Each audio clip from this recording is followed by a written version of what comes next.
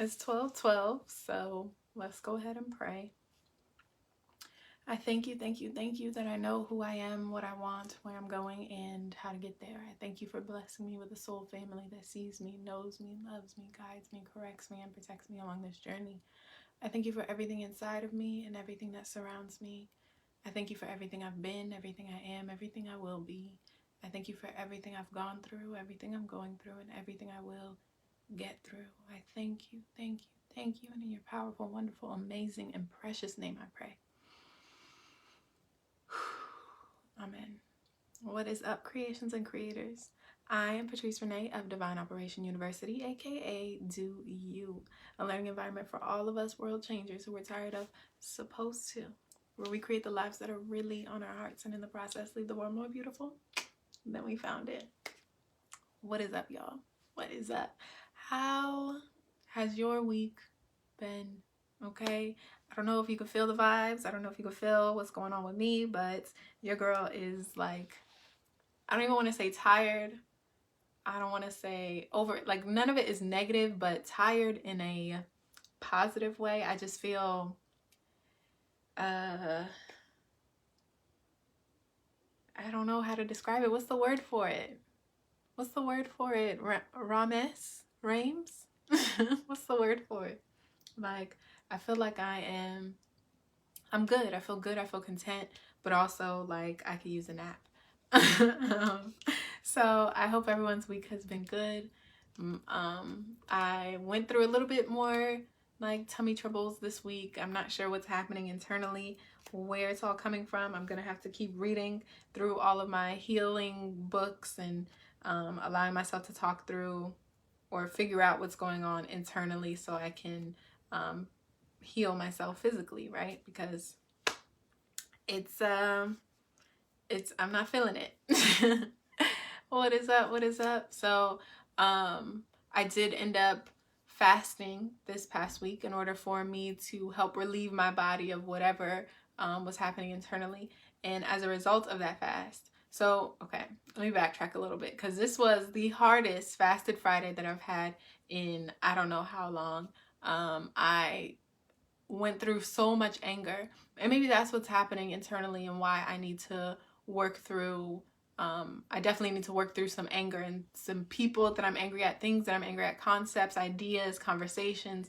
I'm holding on to a lot of anger. That's actually something that came up before, but that day, Friday, I was so incredibly angry and I could not shake it. Like, everything made me mad, and all I kept saying was like, I'm mad that I can't eat, and I hate it here because I can't do anything that's fun or enjoyable, trying to be like this high vibe person or trying to heal myself spiritually and mentally, physically, all those things.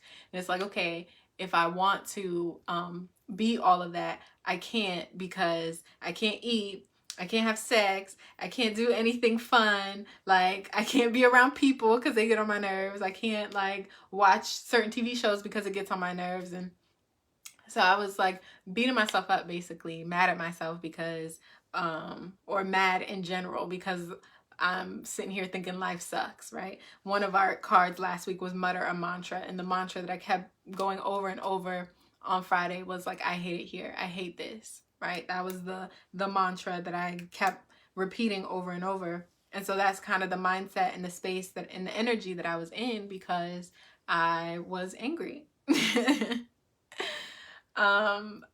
Obviously, the next day, by the time my window opened again, I felt so much better once I started eating food. I made it a point to be more mindful in my eating because I was so proud of myself for making it to the other side of that. Like, every time I'm doing a fast, I tell my body, I need your help. Like, I need you to help me. I understand this is what I'm supposed to be doing. I understand the reasons why, but I can't do it by myself, right? And so every time I would be like, fuck it, I'm just going to break. I don't care. I hate it. And so I'm just going to eat. I don't care. Whatever happens, happens. I don't care if I feel physical pain. I don't care if I get sick. I don't care if I get cancer. Like, all these things I know are the trajectory that you go on once you continuously make decisions to go against your mind, body, or spirit, right? And so I'm consciously aware of what could happen. And I still was like, fuck it, I don't care. This is what I want to do. So I would go downstairs and go look in the fridge. Or I even at one point, this was like in the middle of the night, so it's not even within my eating window, which I told myself, okay, you just have to make it to 8 o'clock. You've done 8 to 12. You do that every day, so it's not a problem for you to make it to 8 o'clock. Once you get to 8 o'clock, you know that you can't eat anything anyway. That's just a part of your daily routine, so you won't break after that. But this is like midnight, because for whatever reason I can't sleep. So this is like midnight. Well, reason being that I'm so angry. But now it's midnight and I'm going downstairs. My mom had garlic bread on the counter, so I'm like, ooh, I'm about to eat me a piece of garlic bread. I pull out the piece of bread, I rip me off a piece or whatever, and I sit it on the counter, and I'm just sitting there like like fighting with myself not to actually eat it. And I felt physically ill, right? So this is my body and my mind helping me, reminding me of the pains that I will feel after I eat this, reminding me of the physical limitations that I'll feel after eating this, reminding me of the trajectory, the reality of the trajectory that I would be heading on if I chose to eat in the midst of my fast, right? So yeah, that was my fasted Friday struggle. But I ended up making it through the night, thankfully, because I was awake. So I ended up falling asleep somehow. Honestly, I don't remember even falling asleep, but I woke up around like 2:30 in the morning, and one of my best friends, who is always awake in the middle of the night, I ended up just texting him because I knew that he was also fasting for a different reason, but it just so happened to be at the same time and for longer. But he was fasting, so I just messaged him like, are you good? Because I'm not. I'm struggling over here.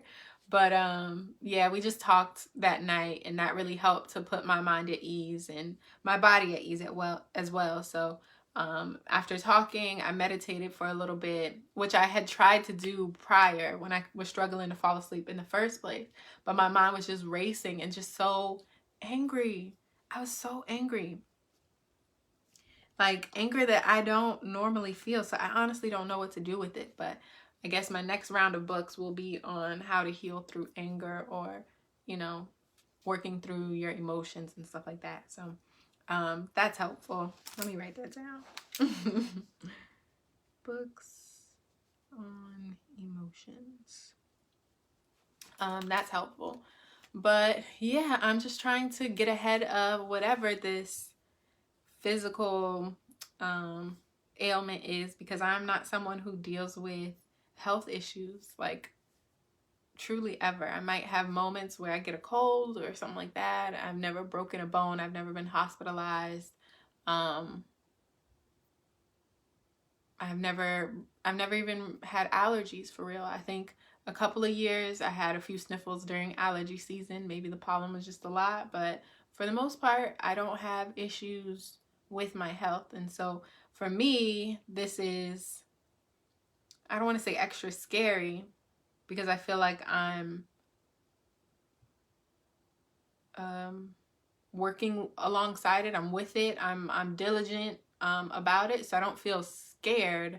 But it is something that's calling my attention. Another reason why I think I'm going through this is to be able to, and what I attribute to all of my trials and tribulations, I guess, is so that I can learn from it and learn how I handle it. And I'll be able to then help those that are going through it as I progress with Divine Operation University. So, yeah, I am thankful for Friday and the entire experience that I had, the good, the bad, and the very ugly, honey. But I am happy that it's over. I'm so glad that it is Saturday. Look, the sun is happy for me too, because she's coming out being real cute.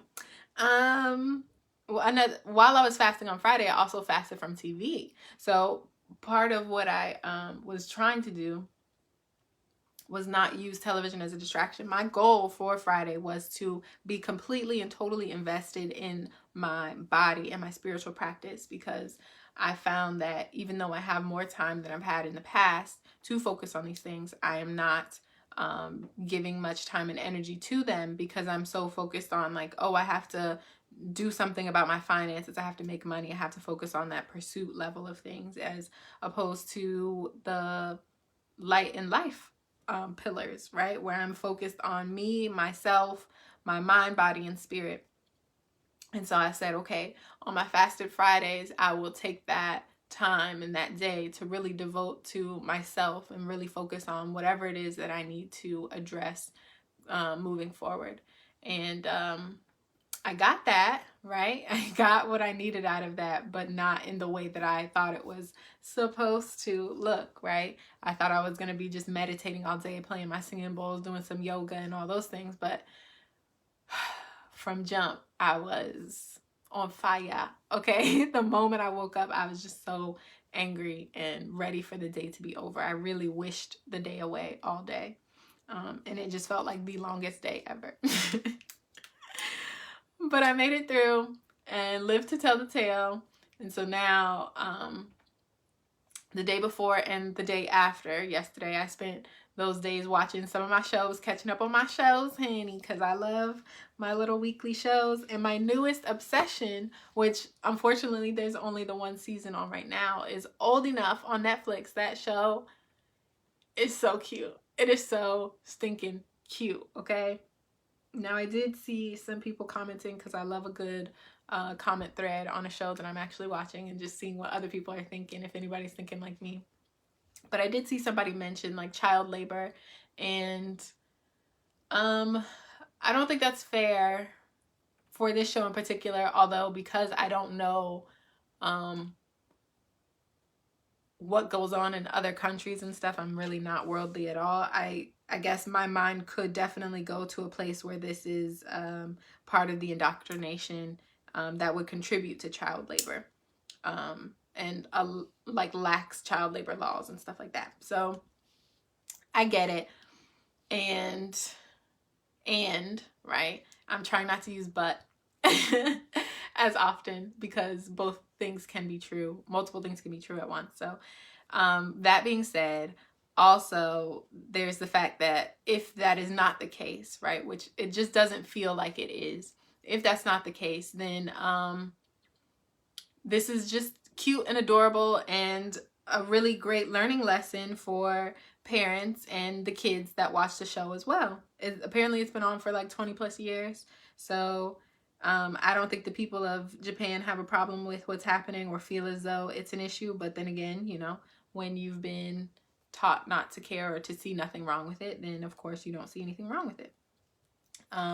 But on the onset, just looking at what it is for what it is, I think it's precious and adorable. And you can see the parents having pride in their children and being able to do these things at 3, 4, 5 years old, walk across town in order to get groceries and stuff. And you can see the determination on the kids and the excitement. Like, I'm running my first errand. My mom trusts me. She supports me. My dad, he's my hero, and I want to do this for him because he needs my help. Like, the rhetoric that they tell the kids is like, hey, this would really help me out. You know, I can't go. I need your help. And you being a part of the household, you're able to contribute. There's also that element of community that is so prevalent in Japanese culture. A lot of Asian cultures, actually, that it takes a village, right? And so the kids being able to contribute, I think, is part of what's instilled in them very early on, which is why at 3, 4, 5 years old, they're able to take pride in contributing to their family in that way. And it's just so precious. It is so precious. So there's the kids, there's the parents, and then of course the community of people, especially when they're in like little shop towns and stuff, and you see the people in the shops. They're already standing outside, right? Because that's part of doing business. But then they take notice of the child running their little errand and stuff. They talk to the child, encourage them. You know, you can see the smiles and the pride on their faces. And some of them are shedding a tear and everything. And I just think it's a precious show. I love it so much. I cannot wait for them to release all the seasons. Like, I pray that they put every single if there's 20 years of episodes, I want to watch every single episode of that show because it is a gem, truly. And that I had prior to watching Old Enough. And honestly, I don't know why I clicked on it. Maybe because of prior to watching Old Enough, I watched Kotaro Lives Alone. And I have no idea why I binged that show either, because at first I was like, this is kind of boring, but it's also kind of interesting and really sweet and endearing in the same way, and really sad if you think about his circumstance and stuff. Uh-oh. My little makeshift stand is falling apart, y'all. If y'all saw my setup, I would be like, what? But you gotta do what you gotta do, you feel me? Okay, we get it done. But yeah, his whole situation is kind of sad and everything, but it's really sweet, again, to see the community that he's in rally around him and support him, and ensure that he is safe and cared for and loved and all the things. So yeah, those are my two highlight shows of the week. They're new to me and I just thought they were precious. I haven't even finished Kotaro because my sister and I are now watching it together, so I have to wait for her. Well, she's waiting for me, I think, because I've been having moments.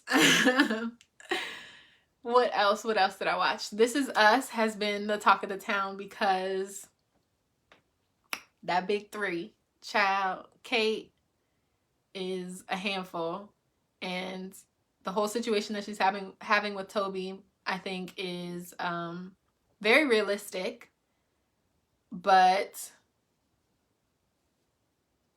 somebody needs to give Kate the real. I just don't think that she is grounded. I don't think that she's a grounded person overall, and I don't think that her brothers help with that at all. But we'll see how the season plays out. We'll see. Another show. Oh, Netflix got me again. I watched Ultimatum up until there's one more episode in the reunion. You know, I love me a good reunion on these dating shows. I wasn't gonna watch Ultimatum because it is a bootleg ripoff version of one of my absolute favorite shows on TV, which I managed to watch and sit through on Friday, even though, like I said, I was in my feelings. But Put a Ring on It is chef's kiss when it comes to the assistance that is offered. I don't think I've seen any experts. I'm looking at you, Married at First Sight. I don't think I've seen any experts contribute to the clarity of the people that they bring onto the show as much as I've seen on Put a Ring on It. And maybe Family or Fiance. That's a really good show too. What was I saying? Okay, so Ultimatum, hot ass mess because they're children. Okay, I don't think maybe that's not fair. They're in their 20s, so they're not children. They're technically adults, but come on, y'all. Come on now. They're mid-20s and giving people and been dating for like 2 years and stuff, which personally, I think that's a long time to be dating someone and not know if you are on the path to marriage, right? Whether or not you decide that's what you want to do, or whether or not you are fully sure that that's what you want to do, I absolutely understand that you may not know for sure. But if that's not the path that you're on after 2 years, like, what are we doing? Unless you know that you don't want to be married, right? Then that's a discussion that needs to be had. But yeah. I think that's something we should be. Okay, that's part of the only topic that I had to discuss today, so we won't even be here long. I'm trying to fill it in by talking about my favorite shows because I don't get to talk about it very much. So yeah, I think they're very young to be offering ultimatums like this, and I don't think that any of them fully understood the severity of an ultimatum, especially one that involves going on a TV show to you know, get to the bottom of things. Also, I did read that someone made a comment that they should have invited people that were outside of these relationships, because technically I didn't get the sense that any of them really wanted to be married for real. I think some of them might think that they are and have the idea of marriage in mind, but the practice and the work of marriage I just don't see in most of them, except for maybe Randall, because he was able and willing to have a conversation, but even still he's like quick to be making out and rubbing up on somebody else, even though technically he's still committed to someone. I don't know how to work through these shows because they're calling them experiments, and you know, process, and you have to go through this process and be full on in the process. And understood, there's still life that happens after the process. So I don't know. I guess your process is your process. However you work through it is how you work through it. And you got to get out of it what you need to get out of it. But yeah, so I didn't foresee any of them truly being ready for what I would describe as marriage. And so I just don't understand that.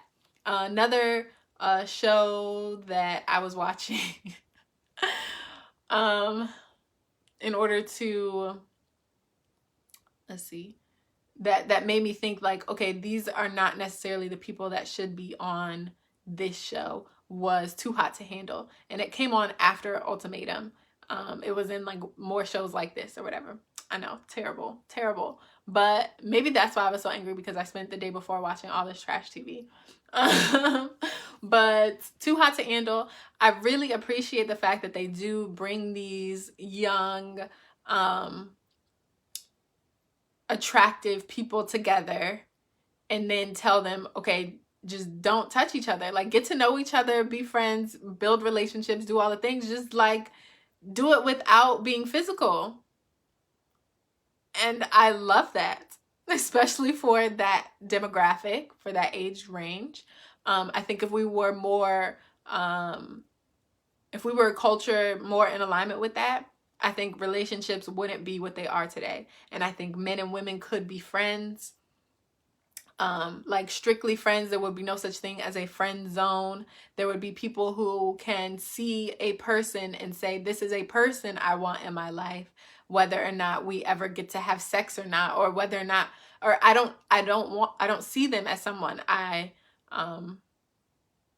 want to have sex with or have to have sex with in order to make a place for them in my life, right? We could just see people as people and see the value in the people as they are. What a wonderful world, okay? I want to live there.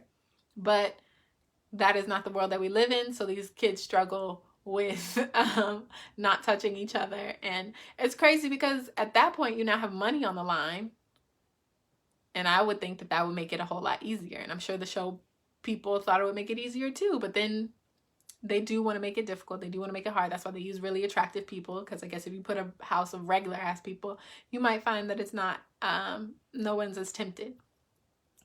But it did give me an idea for a show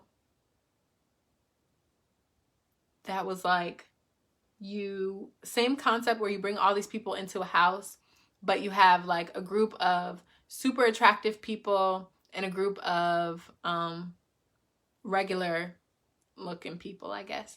And you just kind of like, oh dang, now I don't remember how the show went, but either way, you just let them mix and mingle and stuff and see how that transpires if the super attractive people all come together. And the same thing with the workshops and stuff that they did on Too Hot to Handle, which I think was also very good. The workshops help them to think about themselves differently and the people around them differently. So still adding in some aspect of workshops, of counseling, of, you know, hey ma, of all the expert help, right, to help them work through any emotions and thoughts and considerations that they might be having while in this experience, and just see if that changes the dynamic, if they still go for the attractive person, or if they then find value in the person that is maybe not as conventionally attractive. But that's just my thoughts. I forget what I called it. I don't want to say high value. Something like best of the best. Something like that. I don't remember what I called it, but that was one of my show ideas. I also came up with an animated show after my fast. So ever since that fast on Friday, I have just been full of ideas, right? I finally came up with a new art piece that I want to put on this back wall. So you guys will be seeing less of this. Hopefully I can sell it. I'm going to put it up on my Etsy. Um, sorry, I'm talking about a minute at this point, but I'm going to put it up on my Etsy, so keep a lookout for that. But I have a new idea for some art that I came up with that I attribute to having fasted and gotten some clarity as a result of that fast. So yeah, I'm excited about all of the ideas and thoughts and energy that the refreshed new energy that's coming in now.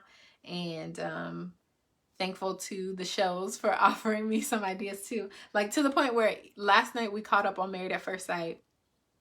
Hot mess. But I was like writing down questions and stuff that they were asking, because I think for me, I may not relate to their stories specifically as it's happening for them, but I do see the value and the merit in some of the questions that they're asking. And while I may not be going through it right now, I can definitely take note of things in order for me to utilize later in life, right? I choose to learn from the things that I experience. I choose to learn from the TV shows that I watch and stuff like that. While it may be just entertainment, I think that we can learn from all of it. The experiences, the conversations that we overhear, the people that we're talking to, the TV shows, movies, whatever it is that we're watching or experiencing or being entertained by, I think we can definitely learn from them as well. So that was my week. That's as far as we got. That's just segment 1. So let's go ahead and discuss the cards that came out last week. I don't have much to add to any of them. We just talked about how beneficial they could be for us this week. Like I said before, Mutter a Mantra was one of the cards that came out. And on Friday, my mantra was like, I hate it here, I hate this, all this stuff. So I know that was not conducive, and it does call to mind or remind me that I need to focus on the positive, right? One of the mantras that I've used in the past is the positive is just as likely.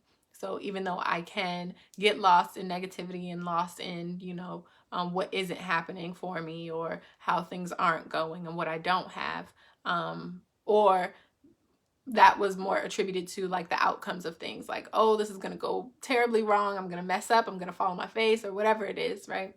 I had to remind myself that the positive is just as likely as whatever negative outcome I can think of. So maybe leaning into the more positive outcomes, thinking that, okay, this is something that could go in my favor. This is something that could, transpire or turn out to be an opportunity for me, right? That if I just focus on the good, I will see that in whatever it is that's coming into me. I will see it. It's inevitable, because there are so many different perspectives for any one situation, right? And if I choose the positive one, then that choice will benefit me. I'll then end up seeing whatever positive outcome I am. Maybe not necessarily the specific one that I'm looking for, but I will see the positive in whatever the situation is, because that's what I'm looking for. So reminding myself my mantra moving forward, because this past week mantra didn't do right by me, but moving forward, my mantra will return to the positive is just as likely. And maybe if I think of something else, I'll be sure to share that within the group. The other was Find the Thread. That was another card that came up last week. And the thread for me this week was definitely romantic relationships, honey. Like love. Your girl was asked out on a date. What? When does that even happen? How? What? Her? She? Me? I was very surprised. But it felt good. It was a good little ego boost and stuff. I had fun. He's a nice guy. Of course, nothing came out of it. Don't say of course. That's not positive. Okay, so nothing came out of it, but it was fun. It was a good time. And it felt good to know that I can, whenever I do decide to like fully be present and put myself out there, I think it was a good reminder that I'm not ready internally for the work required of a relationship, or even just dating in general. Don't even get to the relationship part. Just dating in general, I'm not there yet. But the thread was definitely like I said, I was asked on a date. I was courted and romanced a little bit. I had some deep conversations with people about relationships in our lives currently and relationships in general. All of my shows that I was watching were relationship based, and you know, that's my normal, but still. And so the thread for me was just focusing on romantic relationships this week and what that looks like for me, what I want out of those, all of that. Just maybe moving forward, I will get more clarity and kind of focus on what that looks like for me moving forward. The next card was Let It Come to You. I think I struggled with recognizing this one before too, but maybe the ideas that are coming in, like I said, I'm just full of new ideas, whether it's creative pursuits or thoughts about, you know, different aspects of my life, different areas of my life, different conversations I can have with people, different ways that I can work with the people in my life, different ways that I can work with my own business. Like currently recording this particular session for a podcast. Hopefully, we'll see. Have my microphone here, a little Anchor app happening. So I'm thinking that maybe, you know, finding new ways to distribute my work and my creations and stuff like that is a new idea that has come to me literally right before I started. I was doing my meditation that I do before coming onto this live, which you wouldn't be able to tell because your girl is like blah, blah, blah, blah, blah. But I did my meditation before, and that's what came to me, that I should record it for a podcast. So that's what we're gonna try. So we're just letting ideas come, and then keep the promise you made to yourself. I definitely think that was for Friday, and just maintaining the promise that I made to my body, like, y'all got the day off, I'm not gonna put you through it. Just like it's hard. It was very hard. So yeah, those are the cards from last week. I hope that y'all thought about, or, you know, had any kind of reminders of each of those throughout the week. Would love to hear any of the mantras you might have come up with, or any threads that you found within your week, or something that came to you that you just allowed to come in, or any promises that you kept to yourself this week. Would love to know about it. Tell me. So we'll move on to the topics that we are trying to gain clarity on. And so I only have the one, and we'll just go through that and then keep it moving for the day, because I did want to keep it pretty short today. Which, yeah, we're about 30 minutes in. So the question I have is, am I doing myself a disservice by waiting to date? Okay, so the reason why this came to mind is because I can't imagine it gets easier to date as you get older. I can't, for women, I can't imagine it gets easier to date for women as you get older, because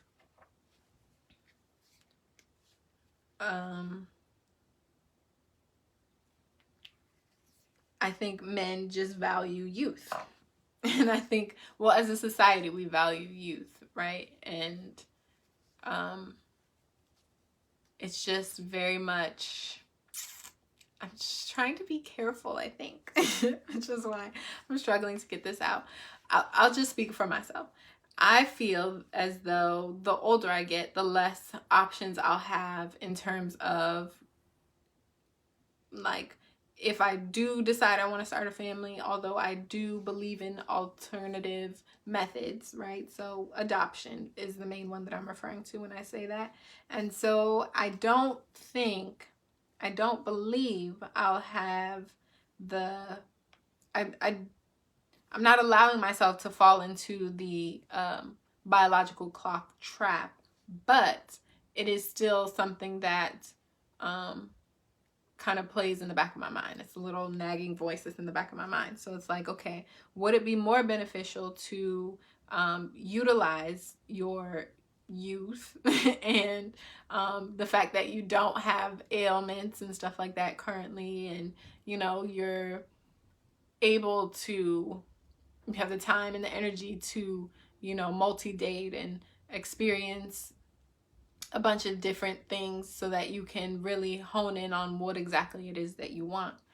Am I wasting that opportunity, those benefits, those resources, which is what I would attribute them to at this point?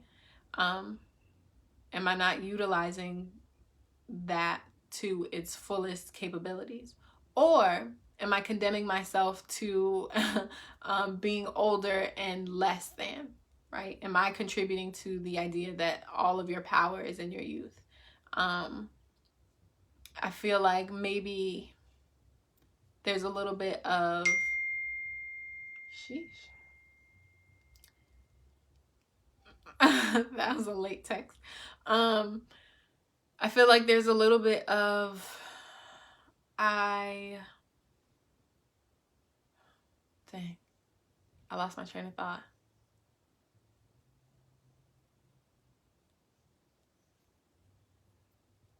Well, either way, I want to unsubscribe from society standards, right? That's why we're releasing Supposed To and creating the life that we see as more beautiful, like leaving the world more beautiful than it is today. And to me, that means being able to find love at any and all ages, right? Which exists currently, but is not the norm. The norm is for people in their mid-20s to say, oh, I can give you an ultimatum because we should be married by now. And while we know that half of the marriages, or at least that was the statistic at some point, I don't know if that's still true because I don't really look into statistics, but half of the marriages end in divorce anyway. So it could be an issue that we're getting married really young and stuff, and that we should take time for ourselves, and maybe partnering later in life is the answer that we need in order to make these marriages actually last, because it's not like at 40, 50, 60, you still don't have decades to go, right? And that's, I'm laughing because in my mind, right, like as much as I want to be in relationship now, and this is why I'm like, okay, it has to be societal standard, because as much as I'm like, oh, I want to be in a relationship now, to think about being alongside one person for even 20 years. Like, I haven't kept a job for more than, well, okay, so the longest career, right, that I had was 6 years of being a hairstylist and makeup artist. And even then, I worked at 2 different salons, so I split the job of it into 3 years. So the longest I've worked at a job is 3 years at a time. And I find myself getting like antsy and ready to move on to something else. Why isn't this thing, guys? I'm sorry. I find myself antsy and needing to move on to something else. Like, it's a lot for me to, and I don't know if that's commitment issues or if it's just my personality. I'm a butterfly. I gotta flip from one flower to the next, right? So just thinking about being in a relationship and the work that's involved in a relationship, in a marriage, it's like, do I want to do that for, what am I, 30 now, or about to be 32, honey. So 32 now, and life expectancy is like 80. So 50 years, that's a lot. So a part of me is like, I want it, I think, for an ego boost, to say that I did it, to say that I can, all those reasons. But in the reality of it, the practice of it, is that what I want? Or would I rather start at 60 and then we have 20 like awesome, amazing years? And then it's also like, okay, if that is the case, would I be like really sad that we didn't meet sooner so that we can have more awesome years because the 20 awesome years we had were just so awesome? Questions that need answers, y'all. Questions that need answers.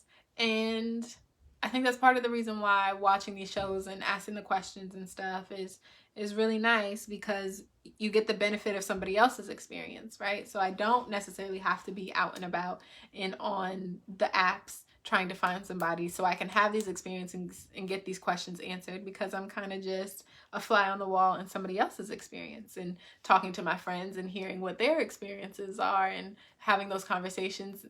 I can then take it back to my journal and, you know, talk it out with myself. How would I handle that with where I am right now?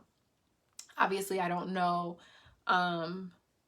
exactly how it would be handled in the moment, because we gotta be present and practice being present in all those individual moments that make up our lives, right? But just thinking about from the perspective that I have today, right here and right now, how would I handle that situation if I were in it? And it just helps me anyway to see clearer what I want and the things that I would want in a partner when I initially meet them, in order for me to feel confident that, you know, the ways in which I might go about handling these situations, or not even wanting to be presented with the situation, because I have a partner who is who's already had practice in communication, right? I'm not teaching them how to communicate, and that's why we have these breakdowns and stuff, or that's why we have the issues that we have. Or finding a partner who is partner focused, right? That they're not somebody who says, I'm the head and you're the tail. Like, I'm the one who can who makes all the decisions, and we don't need to discuss anything because I already made the choice. So what is there to talk about, kind of thing? You are to submit to me.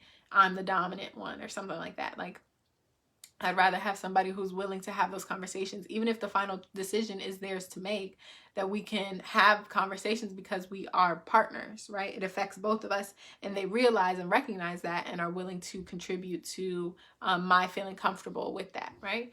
And these aren't even, I'm not even thinking about anything specific when I say this. It's just these are the things that I've thought about quite a bit in terms of what it is that I want out of a relationship. So I guess to answer my own question, maybe it's not a disservice to myself and the relationship that I would want, because it's not like I'm just sitting around doing nothing, right, to contribute to that potential relationship that may or may not ever come. But I am not actively pursuing particular people or people in general, because it's just another layer, right? Like, and I guess that would then be the disservice. I'm out of practice with working alongside people when it comes to developing my methods, or my desires, right? My list of desires. I'm not actually working through these ideologies with an actual person, right? I'm just coming up with them based on theory.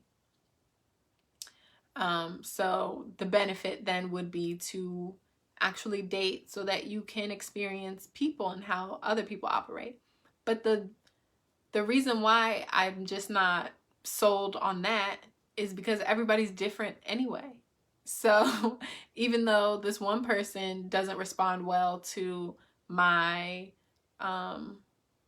desire to talk about our issues, to get on the same page so that we can overcome them together, I think there could be another person who responds really well to that, but they're lacking in creative drive, right? They don't necessarily feel like they're a creator. And that's something that's very important to me. Whether or not you do creative things, you don't feel like you have a choice in your life, right? You don't feel like you're someone who can make the life you want it to be, whatever area of life that might be. You don't feel like you can do that. Maybe they feel that way in relationships, but not in their career. They feel like they have to do whatever it is that is presented before them, or something like that. And that to me is a turn off. So it's not that I guess I'm not too invested in this idea that I have to experience all these different people in order to understand how a person operates. I think I have a pretty good understanding of how people differ, and you know, I can take the good with the bad with anybody that comes into my life. I think I'm very well versed in understanding people as individuals. So yeah, I don't know. Obviously the question arose for a reason, so I'll definitely have to sit with it a little longer. But to be quite frank, I don't think so. I don't think I'm doing myself a disservice by waiting to date. I think I'm benefiting myself because I want to feel like my best self. I want to present the best version of me that I can to the people, to my potential partner. And I'll never be my absolute best. I may only become my absolute best as a result of being with this person. I recognize that as a possibility as well. But because I still feel like, ooh, there are things that I can do within myself to be better, or maybe not even better. Maybe that's the language that I need to work through. Understanding what is it within me that I think isn't quite ready to date. And while I can admit that that is the case, I can't exactly say why. Why aren't you ready?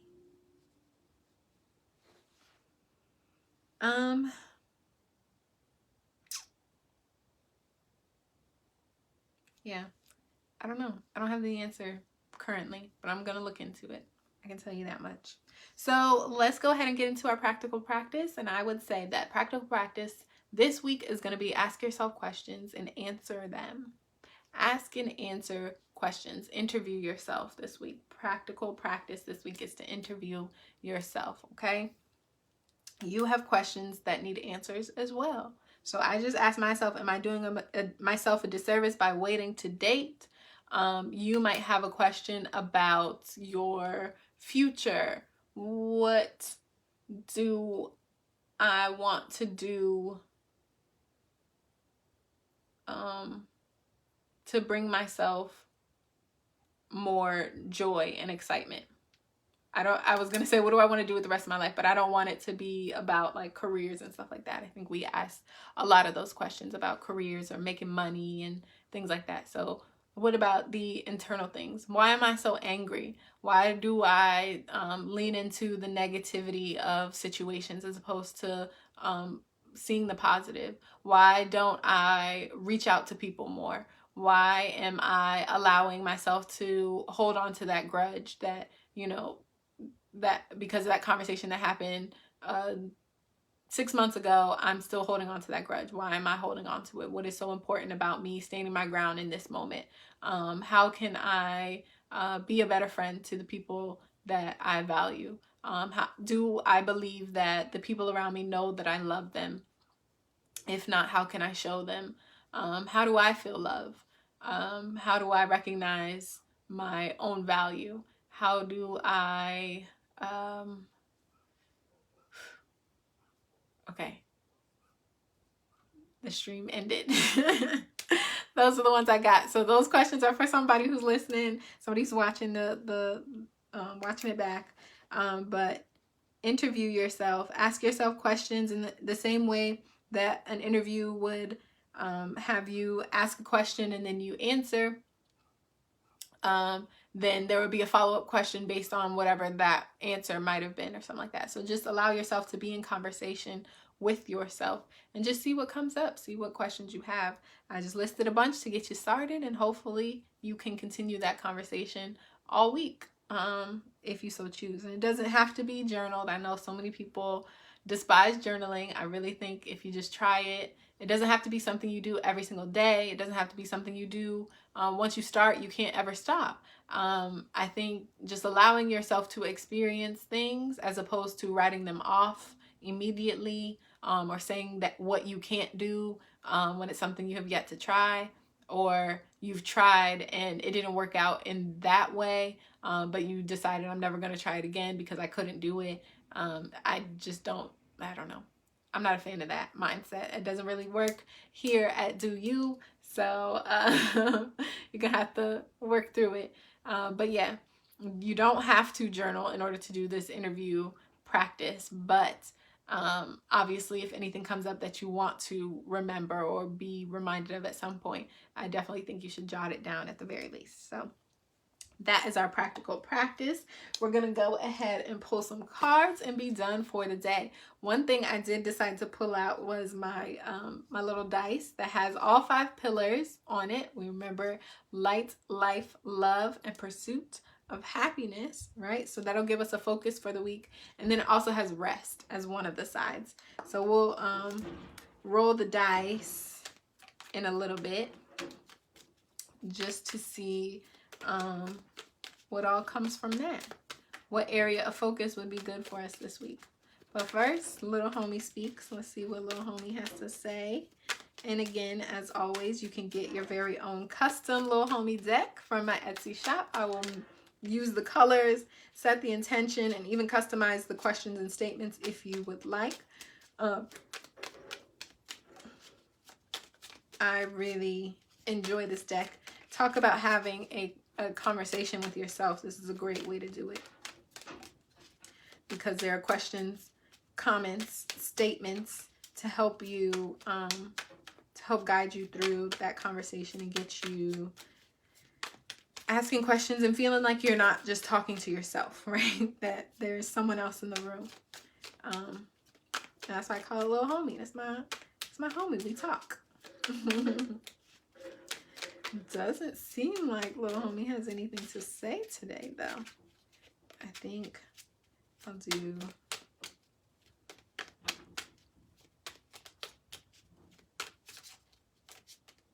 Okay.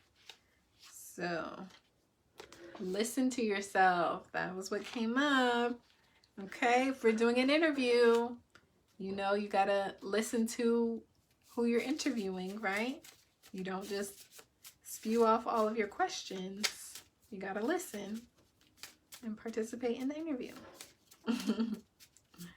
Listen to yourself. That's a good one. Listen to your body. That's something I was definitely learning this week. I just so happened to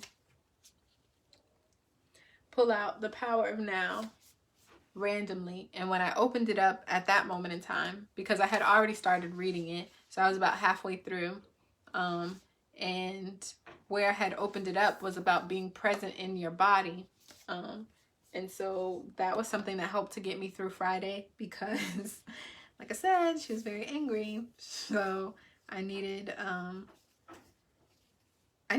to read that in that moment, so that was good. But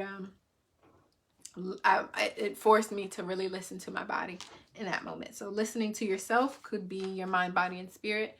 Could be your thoughts, your words, the conversations that you're having, the experience that you're having, listening to yourself. The other things, mutter a mantra came up again. So like I said, I'm going to revamp, revise, and do the positive is just as likely. Maybe you recognize you also had a negative mantra last week, and so it's coming up again to remind us, hey, say something positive, flip it, look at it differently. The other one, where's the water, honey? That means get near some water, get close to some water, and drink your water. Have a cry in the shower. That's one of the things that's on the back of here. Drink your water. Go visit a body of water, like waterfall, a lake, a creek, whatever it is that you want to listen to. Cry in the shower. Take a goddess bath. Just kind of get close to some water. Water usually signifies emotions, what's happening internally. We're made up of 70% water. This world is made up of, is it 70% water? So there's a lot of water happening around us. It's flow, it's movement, it's creation, which is what I say to any of the plants in here when I'm pouring water in there. It's creation, it's growth, it's sustenance, and it can also be destructive, right? If there's enough of it, if there's rushing of it, if it's forceful. So maybe you need to be forceful and break some things down. And I'm thinking of the Tower card right now. Maybe you are the storm or the wave that is crashing down on some situations that need to fall apart, some situations that don't need to be any longer. So where's the water? Lil Homie spoke again and said, you have the answers they need. Okay, so what that means is you have something that someone else needs within you, whether it is talking to a friend or putting yourself and your voice and your ideologies out there on a platform such as this. You have the answers that someone needs, and it's up to you to get the answers to them. It's up to you to speak when you feel prompted to speak. It's up to you to create when you feel prompted to create, to share when you feel prompted to share, right? To be a part of this experience and to do what you are called to do, right? When the Spirit compels you, do it, so that way you can give people the resources and the answers that they are in need of. It's not always about you. It's not always about you. Okay, and then I dropped it, but the dice landed on light. So this is all things spirituality, all things higher power, source energy. Do what you need to do in order to connect to your spirit. So when we're saying listen to yourself, listen to your spirit. We know that the self is comprised of the mind, body, and spirit. So listen to your spirit this week, and it's going to prompt you to do things, right? We said if the Spirit compels you. So listen to the Spirit, because it will compel you to do things that are going to contribute to someone else's life. You have the answers that they need. When you're talking about where's the water, think of, if you're crying in the shower, right? Think of it as a spiritual cleanse. Mutter a mantra. Think of it as spiritual fortification, strengthening your spirit. Fortifying your spirit so that you are speaking positivity, you're speaking life, you're speaking from your spirit, which is all love and creation and community and honesty and communication and all of those beautiful things. So yeah, I think that's everything that we have for this round of clarity. I thank you so very much for sharing your energy with me. I don't really realize how much of a talker I am until we get together on Sundays. Ciao. I don't say this much all week. I save it up all for you. I save it up all for you. So thank you so much for being here. I love you. Bye.